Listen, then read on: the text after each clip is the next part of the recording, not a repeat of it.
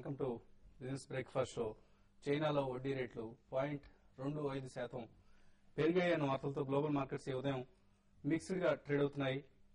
Majority of the markets negative గా trade అవుతున్నాయి. Hang Seng, Shanghai, నికీ ఇవన్నీ 1.5 to 2% నష్టాలతో ట్రేడ్ అవుతున్నాయి. Of course KOSPI and Taiwan indices మాత్రం లాభాల్లో ఉన్నాయి. సో స్వల్ప లాభాల్లో ఉన్నాయి. నెగిటివ్ ట్రిగ్గర్స్ కోసం వెతుకుతున్న మార్కెట్స్ కు చైనా వడ్డీ రేట్లు ఇవాళ సాకుగా దొరికినట్లు కనిపిస్తుంది. So last night Dow Jones 11,000 స్థాయికి దిగువన క్లోజ్ అయింది. 10,978 పాయింట్ల దగ్గర క్లోజ్ అయింది. అలాగే S&P 500 కూడా 1165 దగ్గర 18 పాయింట్ల నష్టంతో ట్రేడ్ అయింది.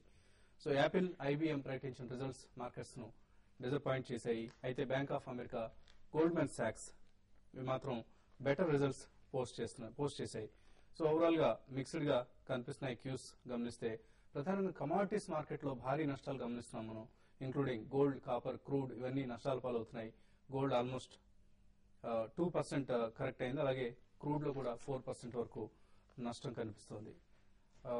HCL technologies IT major, 4th largest IT company in the country. So HCL technologies result వస్తోంది. నెట్ సేల్స్ గ్రోత్ బానే ఉంది. ఆల్మోస్ట్ 1,498 crores సేల్స్ ప్రకటించింది. అంతకుముందు క్వార్టర్లో 1,247 crores ఉంది. అయితే నెట్ ప్రాఫిట్ లో మాత్రం చాలా స్టీప్ ఫాల్ కనిపిస్తుంది. 301 crores నుంచి 195 crores కు తగ్గడం గమనిస్తున్నాం. సో పూర్తి వివరాలు ఇంకా అందాల్సి ఉంది. డివిడెండ్ మాత్రం ₹1.50 పర్ షేర్ ఇంటరిమ్ డివిడెండ్ ను HCL టెక్నాలజీస్ ప్రకటించింది. సో మరిన్ని వివరాలను మన కార్యక్రమంలో అందించే ప్రయత్నం చేస్తాం.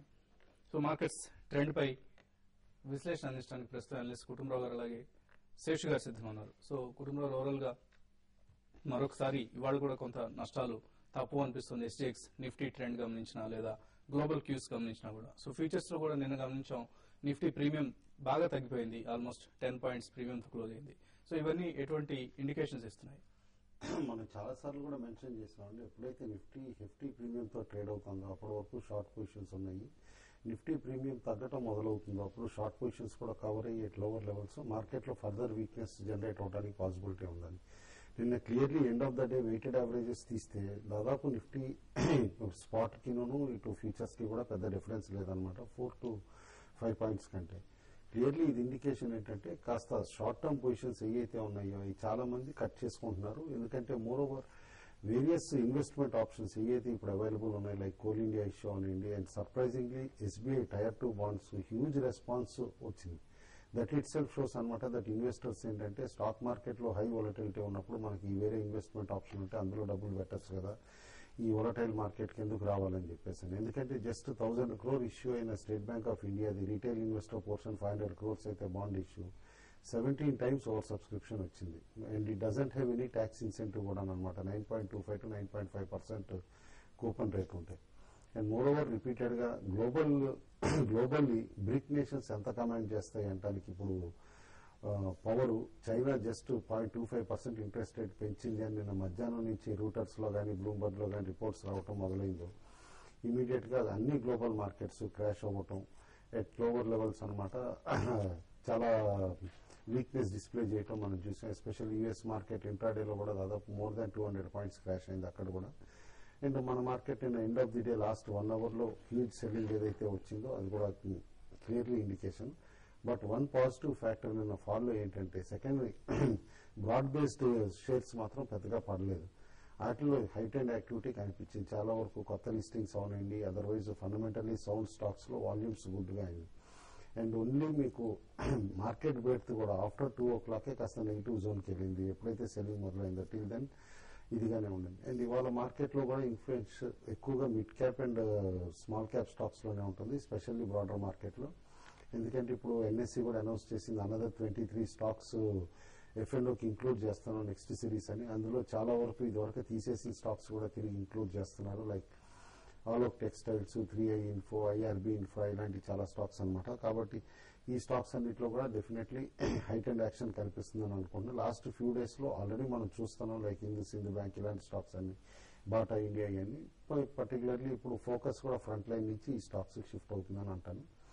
ఇండెక్స్ పరంగా చూస్తే కనుక నిఫ్టీకి హ్యూజ్ సపోర్ట్ 5980 దగ్గర ఉంది. వన్స్ నిఫ్టీ 5980 కట్ అయితే మాత్రం definitely possibility of 5800 rule out చేయలేం, ఎందుకంటే అంతవరకు వీక్నెస్ పర్సిస్ట్ అయ్యే స్కోప్ ఉంది. అండ్ అప్ సైడ్ మాత్రం 6020 should be a strong resistance ఇంట్రాడేకి. 6020 పైన అయితే కనుక షార్ట్ టర్మ్ పొజిషన్స్ కూడా ఇనిషియేట్ చేయొచ్చు, ఎందుకంటే ఒక ట్రేడింగ్ బ్యాండ్ 6000 to 6300 ఎస్టాబ్లిష్ అయిందని చెప్పేసి మనకు ప్రూవ్ అయింది అనుకోవచ్చు. ఓకే అండి. సో అలాగే గోల్డ్ ప్రైస్ భారీగా కరెక్ట్ అయింది, $1,336 దగ్గర ట్రేడ్ అవుతుంది ప్రస్తుతం. సో దీపావళి ముందు హడావిడి లేదు, తాపీగా కొనుక్కోండి. ప్రైస్ కొన్ని రోజుల పాటు వీక్ గానే ఉండే అవకాశాలు అయితే ఉన్నాయి స్ట్రాంగ్ గా. మన మార్కెట్స్ లో ఊహించినట్టుగా 22,000కి వెళ్తుంది. మీడియాలో అఫ్ కోర్స్ కొద్దిగా పెరగానే హడావుడిగా స్టోరీలు బిగిన్ అవుతాయి, అందరూ డిస్కషన్ పెట్టిన హాఫ్ అన్ అవర్ ప్రోగ్రామ్స్ పెట్టిన ఇవన్నీ చేస్తుంటారు. సో అంతా పానిక్ అవ్వాల్సిన అవసరం లేదు అలా అని చెప్పేసి, బట్ స్టిల్ వెయిట్ చేసి కొనుక్కోవడమే బెటర్ అనిపిస్తుంది ప్రస్తుతం ఉన్న ట్రెండ్ గమనిస్తే. అలాగే నిఫ్టీకి మీరు 5800 టార్గెట్ పెట్టుకున్నారు. సో ఎప్పటిలోగా 5800 వస్తుంది అనుకుంటున్నారు? 5800 రావడానికి కొంచెం టైం పట్టచ్చు, ఒక 1 వీక్ లోపల 5800 రావడానికి అవకాశం ఉంది. ఎందుకంటే ఒకసారి మనకి గ్లోబల్ మార్కెట్స్ లాస్ట్ 2 days గా గమనిస్తే ఒకసారి మరి ముఖ్యంగా ఈ రోజు మొత్తం అన్ని కూడా నెగిటివ్ లో ఉన్నాయి. తర్వాత కమాడిటీ మార్కెట్ బాగా కరెక్ట్ అవుతుంది. ఇంకోటి మన మార్కెట్ నిన్న పర్టికులర్ గా నిన్నగా చూస్తే నిన్న మన మార్కెట్ పడడానికి పెద్దగా అప్పటి వరకు అయితే బ్యాడ్ న్యూస్ అంటే ఏం లేవు. యూరోప్ మార్కెట్లు బాగున్నాయి, ఏషియన్ మార్కెట్స్ బాగున్నాయి. అయితే సెకండ్ హాఫ్ లో లాస్ట్ ఒక 1 hour 1.5 hour లో బాగా ప్రాఫిట్ బుకింగ్ అనేది చూసాము. 30 రూపీస్ ఉన్న ఐసిఐసిఐ బ్యాంక్ మైనస్ కి రావడం, ఈ విధంగా తర్వాత ప్లస్ లో ఉన్న ఎస్బీఐ మైనస్ లోకి రావడం, తర్వాత రిలయన్స్ ప్లస్ 10 రూపీస్ ఉన్న రిలయన్స్ అది కూడా మైనస్ 15 రూపీస్ రావడం, క్లియర్ గా మనకు ప్రాఫిట్ బుకింగ్ అనేది కనపడుతుంది. కాబట్టి ఈ రోజు ఇంకా దానికి నిన్న బ్యాడ్ న్యూస్ లో ఈ రోజు ఇంకా బ్యాడ్ న్యూస్ దానికి యాడ్ అయినాయి. కాబట్టి నేను కూడా మార్కెట్ కొంత వీక్ గా ఉండే అవకాశం ఉంది. ఈ రోజు కానీ 6000 బిలో నిఫ్టీ కంటిన్యూగా ట్రేడ్ అయితే మాత్రం మార్కెట్ లో ఒక డౌన్ సైడ్ రావడానికి అరౌండ్ 5850 రావడానికి అవకాశం ఉంది. అక్కడ బెస్ట్ బై అని చెప్పొచ్చు. కరెంట్ అవర్స్ లో మాత్రం మార్కెట్ కొంత వీక్ గా ఉంది.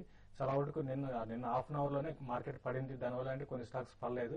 అవి కూడా ఈ రోజు కొంత కరెక్ట్ కావడానికి అవకాశం ఉంది. ఏదైనా కూడా ఏంటంటే ఇక్కడ నుంచి కొంచెం బై చేసే వాళ్ళు మాత్రం కొంచెం కాషియస్ గానే ఉండాలి. గ్లోబల్ మార్కెట్స్ కరెక్ట్ అవుతున్నాయి, దాంతోపాటు మన ఇండియన్ డొమెస్టిక్ కూడా మార్కెట్ లో హయ్యర్ లెవెల్ ప్రాఫిట్ బుకింగ్ కనబడుతుంది.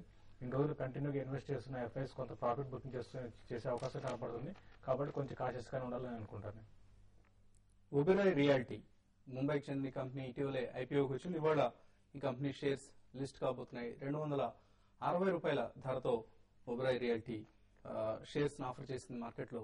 సో మేబీ ఎటువంటి ధర దగ్గర లిస్ట్ అవుతుంది ఇవాళ నెగిటివ్ ట్రెండ్ లో అన్నది వెయిట్ చూడాలి. సో 20 పాయింట్స్ నష్టంతో ట్రేడ్ అవుతోంది 6005 దగ్గర ఎస్జిఎక్స్ నిఫ్టీ. ప్రస్తుతం కాలర్స్ కొంతమంది లైన్ లో ఉన్నారు. రవికుమార్ హైదరాబాద్ నుంచి లైన్ ఉన్నారు. Ravikumar garu good morning sir. Good morning sir, నేను ఇది Birla float and Noida toll bridge లో ఇన్వెస్ట్ చేద్దాం అనుకుంటున్నాను.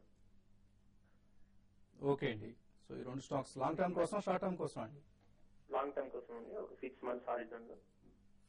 ఓకే అండి. So 6 months long term Ravikumar గారికి ఎటువంటి సలహా ఇస్తారు?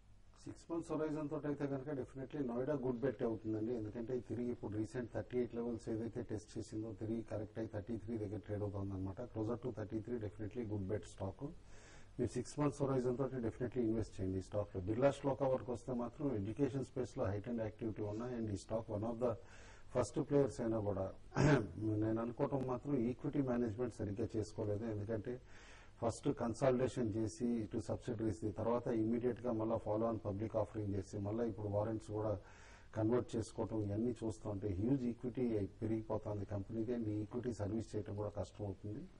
ఈ లాస్ట్ కపుల్ ఆఫ్ డేస్ లో వారెంట్ కన్వర్షన్ అని చెప్పేసి దాదాపు స్టాక్ 20 to 30% పెరగడం కూడా చూసాం. But closer to 50 that is follow on public offering తర్వాత లిస్టింగ్ ప్రైస్ ఏది ఉందో అక్కడ హ్యూజ్ సెల్లింగ్ రావచ్చు అనమాట. అండ్ రెసిస్టెన్స్ కూడా ఉంటుంది. ఓన్లీ ఇఫ్ ఎట్ ఆల్ 50 పైన 1 week ట్రేడ్ అవుతూ ఉంటే కనుక స్టాక్ వర్స్ట్ అయిపోయిందని అనుకోవచ్చు. అండ్ ఇన్వెస్ట్ చేయొచ్చు అని చెప్పేసి సజెస్ట్ చేస్తాను. So HCl technologies July September staff cost భారీగా పెరిగింది. ఆల్మోస్ట్ 497 crores నుంచి 767 crores, 60% ఇంక్రీజ్ కనిపిస్తుంది. వేరే టాప్ లైన్ మాత్రం జస్ట్ 15% 15 to 20% గ్రోత్ రేట్ కనిపిస్తుంది. సో బహుశా నెట్ ప్రాఫిట్ లో క్షీణతకు ఇదే కారణంగా కనిపిస్తుంది స్టాఫ్ కాస్ట్ పెరగడం. నెక్స్ట్ కాలర్ శేషు భద్రాచలం నుంచి లైన్ ఉన్నారు. శేషు గారు గుడ్ మార్నింగ్. వసంత్ గారు, గుడ్ మార్నింగ్. శేష్ గారు. Good morning. Tirumala health care and Hanung toys అండి. తిరుమల హెల్త్ కేర్ కి నిన్న న్యూస్ వచ్చింది 100 రూపీస్ డివిడెండ్ ప్రకటిస్తున్నట్టు, అట్లాగే బైబ్యాక్ ఆఫర్ 700 రూపీస్ మీద చేస్తున్నట్టు చెప్తున్నారు నేషనల్ ఛానల్స్ లో. ఇది ఎంతవరకు మనం నమ్మి ఈ షేర్ ని ఇప్పుడు తీసుకోవచ్చు అంటారు?